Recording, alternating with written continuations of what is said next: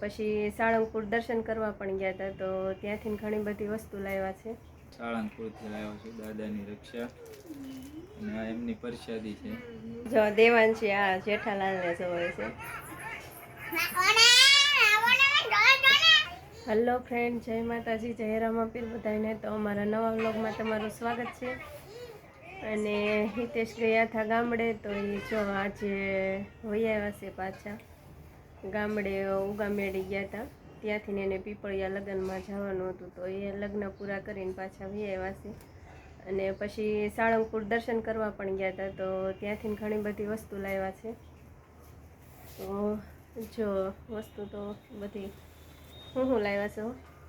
Hello મિત્રો, તો જો હું સાળંગપુર ગયો હતો ને, ત્યાંથી જો આ દાદાની એક મસ્ત પ્રતિમા લાવ્યો છું કાચની, અને સાથે સાથે રક્ષા પણ લાવ્યો છું. બે સાળંગપુરથી લાવ્યો છું દાદાની રક્ષા, અને આ એમની પ્રસાદી છે. આ પણ ત્યાંથી લાવ્યો છું. જો તમે બધા આમ તો ઘણી વાર ગયા હશો સાળંગપુર, બધા દર્શન કરી આવ્યા હશો. આ એક બામ ત્યાંનું લાવ્યો છું, બહુ સારું આવે. એટલે એ હાથ પગના દુખાવા માટે છે ને. હા, બહુ સરસ બામ આવે, સુપર સ્ટ્રોંગ. અમે તો ઘરમાં આ જ વાપરીએ છીએ કા. અને સાળંગપુરમાં જે દાદાની મોટી પ્રતિમા મૂકી છે ને, કિંગ ઓફ સાળંગપુર, એ મૂક્યા પછી ક્યારેય હું નહોતો ગયો, પહેલી વાર ગયો તો મને એમ હતું કે દર્શન થઈ જશે, પણ કોઈ કારણોસર એ મૂર્તિને પડદા લગાવેલા હતા એટલે દર્શન ન થયા. તો મેં દક્ષાને કીધું કે હું ગયો ત્યારે ત્યાં પડદા હતા, તો એ શું કે ખબર છે, એ કે તમે એકલા ગયા હતા ને એટલે દાદાએ દર્શન ન આપ્યા એમ. એમ કે છે કે બીજી વાર બંને એટલે જ એવું થયું છે. મને સાથે લઈ ગયા હોત ને તો દર્શન થાત. કાંઈ વાંધો નહીં, હવે બંને સાથે જાય ત્યારે દર્શન. એમ તો હિતેશ ઘણી વખત જઈ આવ્યા છે, અને હું પણ ઘણી વખત સાળંગપુર જઈ આવીશ કા. હા, જો ચોટલી પ્રસાદી ખાવા દેખાડ તો પ્રસાદી. ઈ તો લાડુ લઈને બેસી ગઈ. દેવાંશી નો લુક કેટલો મસ્ત છે. એના વાળ કેવા લાગે જો. ઓલા તમે પાછા હારો હારે બોટાદ ગયા હતા ને, તો કઈ લાવ્યા કે નહીં? બોટાદ થી લાવ્યો છું ને, જો આ તો લીધે વગર આવું જ. બોટાદ જાવ ને એટલે હું આ બે વસ્તુ લીધા વગર ન આવું. બીજું હું લાવ્યા? વટાણા હતા, અને આ બોટાદની સિંગ. ત્યાંની બહુ સારી આવે ને, એટલે દર વખતે જાવ ને એટલે લઈને જ આવું. આ બોટાદની ખારી સિંગ છે. મેં તો તમને કીધું છે ને, બોટાદ જાવ તો સિંગ ભજીયા લેતા આવજો. સિંગ ભજીયા તારી હાટું નથી લાવ્યો, એને સિંગ ભજીયા મંગાવ્યા તો. મેં તો મંગાવ્યા હતા, એ નથી લાવ્યા. આવી ગઈ એની રહી ગઈ બાકી. એ મને એમ કહેતા હતા કે મારા કીટમાં વજન કેટલો થાય, કે તે નો લાવ્યા. એ વજન નહીં, ભૂલાઈ ગયું.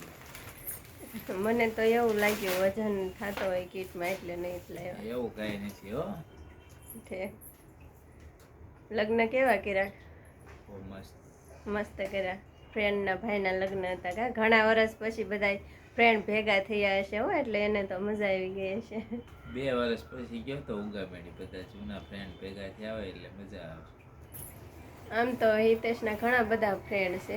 અમારા લગ્ન થયા ને ત્યારે તો કેટલાય ફ્રેન્ડ જાનમાં આવ્યા હતા કા. ઉગામેડીમાં ને આજુબાજુના બધા ગામડામાં મારા કેટલાય ફ્રેન્ડ છે.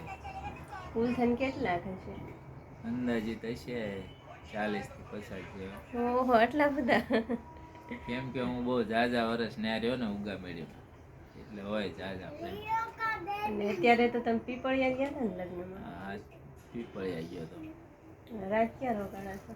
ઉગામેડી. કોના ઘરે? તો મારું ફેવરેટ ગામ છે. મારા બેસ્ટ ફ્રેન્ડ ના ઘરે દેવજીભાઈ ત્યાં રોકાણા હતા. એ બધા હારે અમારે ઘર જેવો સંબંધ છે, અને ખાસ ફ્રેન્ડ છે અમારા પહેલેથી. આમ તો દેવજીભાઈ ને ઘરે હું ઘણી વખત આવી કા. એમ તો રોકાઈ આવ્યા હોતે ને કા. તું તો આવી જ ગઈ હોય ને, કેટલી વાર આવી.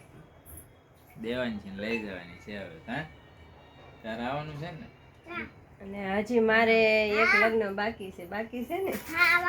એને હજુ જવાનું છે એના મામાના છોકરા. મારા મામાના ઘરે જવાનું છે. આમ તો મારું સાસરું પણ ચોગટ છે, અને મામાનું ઘર પણ ચોગટ છે.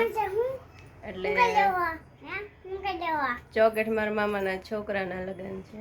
કેટલી તારીખના? 13-14 ના લગ્ન છે. 14 ને 15. એટલે 13-14 ના લગ્નમાં આપણે ચોગઠ જવાનું છે. હું નહીં આવું. તમને તો પરાણે લઈ જવાના સાથ પકડી. જવાનું તો હોય ને, તો મજા કરે. અત્યારથી તૈયારી કરી જ નાખવાની કપડાની ને એની. તે કરી જ નાખી છે, તે ક્યાં મારી વાટ જોઈ? એનું બધું તૈયાર કરી નાખ્યું, મારે બાકી. તમે કમ્પ્લીટ કરી નાખજો. મારે કઈ કરવું નહીં. આમને જાઉં પહેર્યા કપડા. દેવાંશી જો તારક મહેતા કા ઉલ્ટા ચશ્મા ચાલુ કરી દીધી છે. સહી તો વાંધ દે. એ આખો દિવસ આવું જ જોતી હોય છે. જો દેવાંશી આ જેઠાલાલને જોવે છે.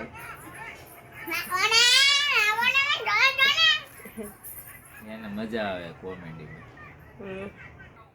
આજ તો તમે થાકી ગયા છો ને? તો થાકી ગયો હોય ને. કાલ રાતે બસમાં આવ્યો, બસમાં પવન જ એટલો આવતો હતો ને કે ઠંડી બહુ લાગતી હતી. અને બારીના કાચ સરખા બંધ નહોતા થતા, એટલે આખી રાત જાગ્યો છું. એટલે જો આવીને કામે નથી ગયો, એટલે બપોર પછી મારે જવાનું છે કામે. એટલે હું ઘડીક આરામ કરી લઉં. અને આને જો આ સાડીઓ આવી છે, સાડીઓનો ઢગલો થઈ ગયો છે. એટલે એ સાડીઓ બનાવી નાખે ને હું થોડી વાર આરામ કરી લઉં. તો હવે મળીશું નેક્સ્ટ વિડીયોમાં. અમારો વિડીયો ગમે તો લાઈક અને શેર કરી દેજો. અને હા, સબસ્ક્રાઇબ કરવાનું ભૂલતા નહીં. હા, આપણી ચેનલને સબસ્ક્રાઈબ કરતા જજો પાછા. તો હવે મળીશું નેક્સ્ટ વિડીયોમાં. બાય.